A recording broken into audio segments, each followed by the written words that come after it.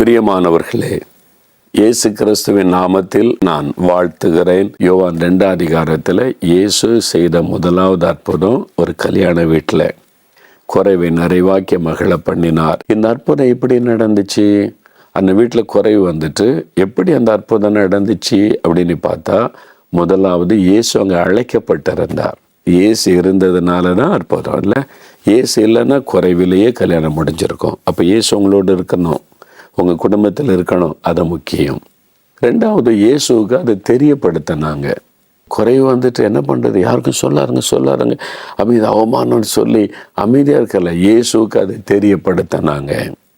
மற்றவங்களுக்கு தெரியப்படுத்தின அவசியம் இல்லை. உங்கள் வீட்டில் ஒரு பிரச்சனை, கஷ்டம், வியாதி, நெருக்கம், ஊருக்கெல்லாம் தெரியப்படுத்தின அவசியம் இல்லை. இயேசுக்கு தெரியப்படுத்துங்க. உங்கள் வீட்டில் தான் அவர் இருக்கிறாரு, ஜெபத்தோடு தெரியப்படுத்துங்க. குடும்பமாக ஜெபம் பண்ண, இயேசுவே இதுதான் எங்கள் பிரச்சனை, எங்களுக்கு இப்படி இருக்குது, எங்களை ஹெல்ப் பண்ணுங்க, நாங்கள் உங்கள் பிள்ளை தானே அப்படின்னு சொல்லி உரிமையாக பேசுங்க. அவருக்கு தெரியப்படுத்துங்க. அப்போ உடனே அற்புதம் நடக்கும். அது மாத்திரம் இல்லை, மூணாவது இந்த அற்புதம் நடக்க இன்னொரு காரணம், இயேசுடைய தாய் வேலைக்காரை கூப்பிட்டு சொல்கிறாங்க, இயேசு என்ன சொல்கிறாரோ அப்படி செய்யுங்கப்பா. இயேசுக்கிட்ட சொல்கிறாங்க, அவங்களுக்கு திராட்சை ரசம் இல்லை அப்படின்னு சொன்ன உடனே இயேசு சொல்கிற, ஸ்திரீயே உனக்கும் எனக்கு என்ன? ஆண்டவர் அம்மான்னு கூட சொல்லலை, அம்மா தான், அவங்க தான் பெற்று வளர்த்து கொண்டு வந்தாங்க. ஆனால் இயேசுல ஸ்திரீயேன்னு சொல்ல காரணம் என்ன?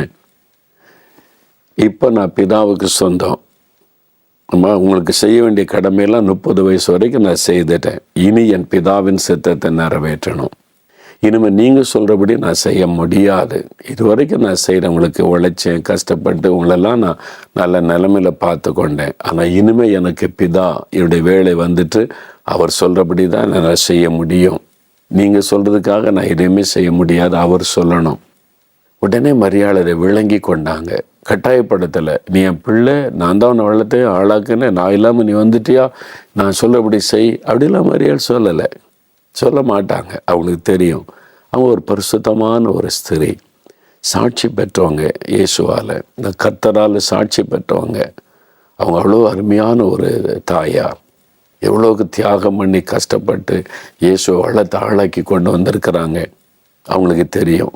உடனே அவங்க சொன்னாங்க, வேலைக்காரில் கூப்பிட்டு, அப்பா நான் சொல்லிலாம் இன்னும் ஒன்றும் நடக்க போகிறது இல்லை, இனி அவர் பிதா சொல்கிறபடி தான் அவர் செய்வார், அதனால் அவர் சொல்கிறபடி நீங்கள் செய்யுங்க.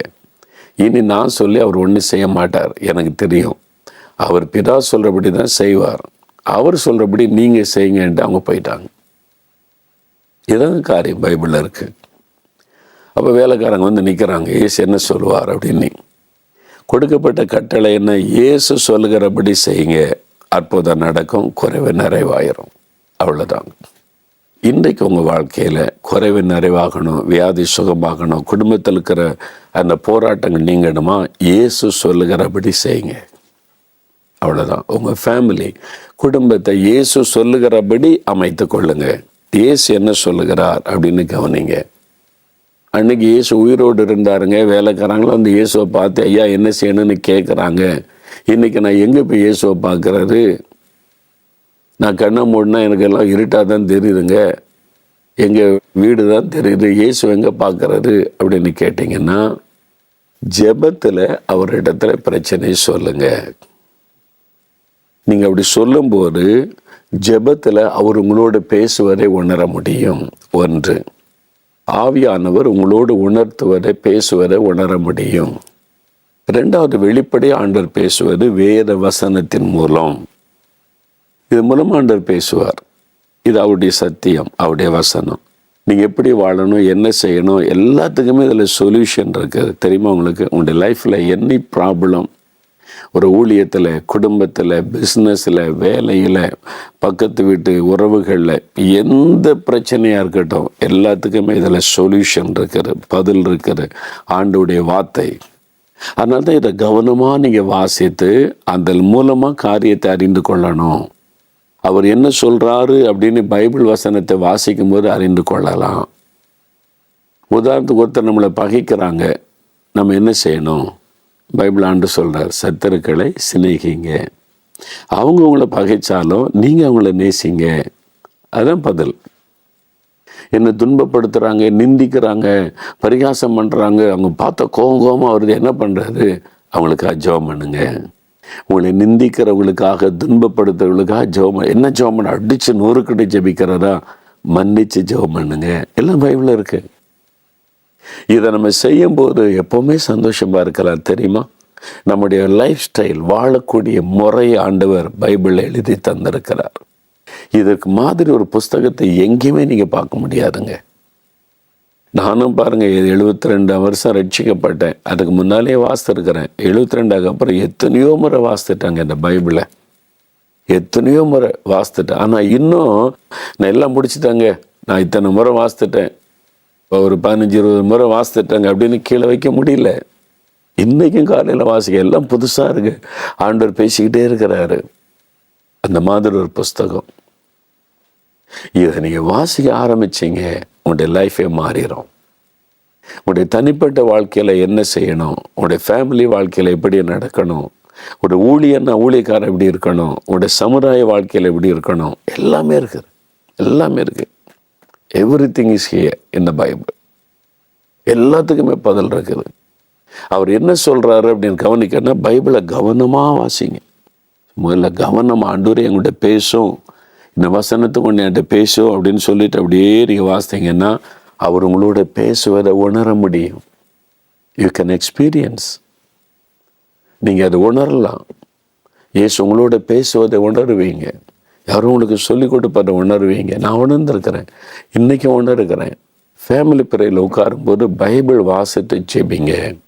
வசனத்தை வாசிக்கணும், அதை கேட்கணும். அந்த வசனத்தை கேட்க கேட்க கேட்க அந்த வசனம் காதுக்குள்ள வழியாக உங்களுடைய உள்ளுக்குள்ளே போக போக அந்த வசனம் உங்களுக்குள்ளே நிலைத்திருக்க உங்களுடைய வாழ்க்கையில் பெரிய மாற்றம் வரும். அப்போ தான் இயேசு என்ன சொல்கிறார், ஆண்டவர் என்ன என்னிடத்தில் எதிர்பார்க்கிறார், விரும்புகிறார் என்பதெல்லாம் அறிந்து கொள்ள முடியும். அப்போ குடும்பமாக உட்காந்து பைபிள் வாசிங்க. ஃபேமிலியாக உட்காந்து வாரத்தில் ஒரு நாள் டிஸ்கஸ் பண்ணுங்க. இந்த சப்ஜெக்டில் மன்னிக்கிறது குறித்து பைபிளில் என்ன இருக்குது, கணவன் மனைவி பிள்ளைகள்லாம் உட்காந்து பேசுங்களேன், 4 வசனத்தை வாசிங்களேன். எவ்வளோ இன்ட்ரெஸ்டிங்காக இருக்கும் தெரியுமா? மன்னிப்பை பற்றி பைபிளில் என்ன இருக்குது, நம்ம எதை மன்னிக்கணும், யாரை மன்னிக்கணும், யாரை மன்னிக்கக்கூடாது, எந்த அளவு மன்னிக்கணும், பைபிள் வசனத்தை தேடி ஒன்றுன்னா பிள்ளைகிட்ட கேட்டு பாருங்கள், சொல்லுவாங்க. நீங்கள் குடும்பமாக உட்காந்து பைபிள் ஸ்டடி பண்ணுங்க. பைபிள் ஸ்டடினா ஏதோ சர்ச்சுக்கு போகணும், பாஸ்டர் சொல்லணும், மோகன்லால் சொல்கிறதான் கேட்கணும் அப்படின்றதில்ல. உங்கள் ஃபேமிலியை நீங்கள் இப்படி பழகுங்க. நீங்களே ஒரு சப்ஜெக்ட் எடுத்துகிட்டு பைபிள் என்ன இருக்குது, பரிசுத்தத்தை குறித்து பைபிள் என்ன சொல்லியிருக்கு, மன்னிப்பை குறித்து என்ன சொல்லியிருக்கு, ஃபேமிலி, ஒரு கணவன் எப்படி இருக்கணும், மனைவி இப்படி இருக்கணும், பைபிள் எனக்கு வாசிங்களேன், பிள்ளைகள் எப்படி இருக்கணும், பெற்றோர் எப்படி இருக்கணும், வாசிங்களேன். நீங்களே வாசி, பிள்ளைகளை சொல்ல பிள்ளைகள் எப்படி இருக்கணும்னு பைபிள் இருக்குது, வாசிங்க. எபேசியர் 6 அதிகாரத்தில் இருக்கல, இவ்வளோ நீங்கள் தேடி வாசித்து நீங்கள் அதை பழக பழக உங்களுக்குள்ள அந்த வசனம் பேசும், பிள்ளைகள்கிட்ட பேசும். அந்த வசனத்தின் அவர் என்ன சொல்கிறாரோ அதன்படி செய்யுங்க. ஒரு நாள் எனக்கு தெரிந்த ஒரு ஃபேமிலியில், அவங்க வீட்டில் ஒரு குட்டி பையன் இருந்தான், ஸ்கூலுக்கு போகிற பையன். அவங்க தாய் தன் பிள்ளைகளை நல்லா வச்சுருந்தாங்க. ஒரு நாள் அவங்க வீட்டில் அதிரசம் நல்லா டேஸ்ட்டாக இருக்கும்ல, அதை சுட்டு வச்சுருந்தாங்க. கிறிஸ்மஸ் டைம் அதை வச்சுருந்தாங்க, டப்பாவில் அடைச்சி மேலே வச்சுருந்தாங்க. இவனுக்கு அதிரசம்னா ரொம்ப பிடிக்கும். எப்போவுமே கொடுப்பாங்களா, சாயங்காலத்தில் அந்த டைமில் ஒரு 2-3 கொடுப்பாங்க, சாப்பிடலாம். அதனால அது தாய்க்கு தெரியும், அப்போ கொடுப்பாங்க. இவனுக்கு ரொம்ப ஆசை. ஆனால் டப்பாவில் மேலே இருக்குது. அவங்க அம்மா என்ன பண்ண, ஒரு நாள் தண்ணி எடுக்கிறதுக்கு கிணத்துக்கு போயிட்டாங்க. குடத்தை எடுத்துக்கொண்டு போகிறேன். அம்மா வீட்டில் இல்லை. அவங்க வர்றதுக்குள்ளே ஒரு அதிரசத்தை திருடி சாப்பிட்றணும்னு சொல்லி ஒரு ஸ்டூல் எடுத்துக்கொண்டு போட்டான். அந்த ஸ்டூல் மேலே ஏறினா, டப்பா கை கட்டுற தூரம் இருக்கு. அப்படி பக்கத்தில் போகும்போது யாரோ பேசுகிறாங்க. என்ன பேசுகிறாங்க, உள்ளத்துக்குள்ளே பேசுகிறாங்க. என்ன பேசுகிறாங்க அவன் கவனிச்சான். களவு செய்யாதிருப்பாயாக. யாரோ உள்ளத்தில் பேசுகிறாங்க, களவு செய்யாதிருப்பாயாக. ஐயோ, நான் களவு செய்கிறேன்னு, சொந்த வீடு தான், அம்மா தான் செஞ்சு வச்சுருக்காங்க, பக்கத்து வீட்டில் போய் எடுக்கல. ஆனாலும் அது திருடு. அம்மாட்ட கேட்டால் தருவாங்க, கேட்டுட்டு எடுக்கலாம். ஆனால் இவன் திருடுறான். களவு செய்யாதிருப்பாயாக. யாரும் பேசுகிறாங்க. இது என்னது அப்படின்னு கேட்டால் வேத வசனம். சண்டே ஸ்கூலில் சொல்லி கொடுத்தாங்க. ஸ்கூலுக்கு சர்ச்சுக்கு போகும்போது சண்டே ஸ்கூலில் களவு செய்யாதிருப்பாயாக, பொய் சாட்சி சொல்லாத, அந்த வசனத்தை சொல்லிக் கொடுத்து அந்த வசனம் உள்ளத்தில் அப்படியே பேசுறது. யாருமே இல்லை, அதை நினச்சி எடுத்துருக்கலாம். அந்த வசனம் பேசின உடனே ஐயோ ஆண்டவர் என்கிட்ட பேசுகிறாரு, களவு செய்யக்கூடாது, ஆண்டவரே என்னை மன்னிச்சிருங்க. சின்ன பையன், ஆண்டவரே என்னை மன்னிச்சிருங்க, நான் திருட போனேன் மன்னிச்சிருங்கன்னு சொல்லி இறங்கிட்டான். எடுக்கலை, ஸ்டோவில் கொண்டு போட்டான். அப்படியே நடுக்கத்தோடு உட்காந்து அம்மா வந்தாங்க. அம்மா நான் தப்பு பண்ண பார்த்தேன், அந்த ஏசப்பா என்கிட்ட பேசினாங்க. என்னடா தப்பு பண்ண, என்ன பேசினான்னு கேட்டால் சொன்னேன், மாதிரி நான் அதிரசம் எடுக்க போனேன், அப்போ என் உள்ளத்தில் ஏசப்பா பேசினாங்க. அதான் வசனம் பேசுகிறாரு, இதிலிருந்து பேசுவார். இதை நீங்கள் வாசிக்கணும், உள்ளத்தில் பதித்து கொள்ளணும், பிள்ளைகளுக்கெல்லாம் அந்த வசனத்தை சொல்லி கொடுக்கணும். அப்போ அவர் என்ன சொல்கிறாருன்னு நீங்கள் பைபிளில் தெளிவாக அறிந்து கொள்ளலாம். இந்த சூழ்நிலையில் என்ன செய்யணும், களவு செய்யக்கூடாது ஆண்டு சொல்லிக்கூடாது. அது மாதிரி ஒவ்வொரு டைமில் ஆண்டு சொல்லுவார். நீங்கள் அரசாங்க அதிகாரியாக இருக்கிறீங்க, பரிதானம் வாங்காதிருப்பாயாக, லஞ்சம் வாங்காத, பைபிள் இருக்குது, ஆண்டவர் பேசுவார். இது எல்லாரும் ஒழுங்காக வாசி இது முடி வாழ ஆரம்பித்தாலே தேசத்தில் பரிசுத்தம் வந்துடும். நிறைய கிறிஸ்தவங்க கூட இது வாசித்து ஆண்டவர் பேசணும்னு இடம் கொடுக்குறாரு. சும்மா பேருக்கு ஒரு வாசிக்கிறதும் ஜெபிக்கிறது இருக்கிறோம். ஆண்டவர் நம்மோட பேச இடம் கொடுக்கணும். ஒரு ஞாயிற்றுக்கிழமையில டைம் எடுத்து டிஸ்கஸ் பண்ணுங்கள் வசனத்தை. நீங்களே பேசுங்க, பிள்ளைகளையும் பேச வைங்க. இந்த வசனத்துக்கு என்ன அர்த்தம், நம்ம என்ன செய்யணும், அவ்வளோ வசனத்தை வச்சு பேசி பாருங்க, உங்களுடைய லைஃப்பில் பெரிய ஆசீர்வாதம் வரும். ஜெபிக்கலாமா? ஆண்டவரே நீங்கள் சொல்கிறபடி நாங்கள் செய்கிறோம், உங்களுடைய வசனத்தில் சொல்கிறபடி நாங்கள் செய்கிறோம், அதுக்கு எங்களை ஒப்பு கொடுக்குறோம், எங்களை ஆசீர்வதிங்கன்னு கேட்பீங்களா? நம்ம ஜெபிக்கலாம். தகப்பனே, அருமையான இந்த குடும்பத்திற்காக ஜெபிக்கிறப்பா, உம்முடைய வசனத்தின்படி வாழ, வசனத்திற்கு கீழ்ப்படிய தங்களை அர்ப்பணித்துக் கொள்ளுகிற இந்த பிள்ளைகளை ஆசீர்வதிக்க நான் ஜெபிக்கிறேன். ஆண்டவரே தகப்பனே, இவனுக்கு சொல்லிக் கொடுங்க, கற்றுக் கொடுங்க, போதிங்க. உம்முடைய வசனத்தை கொண்டு அவங்களோட பேசுங்க.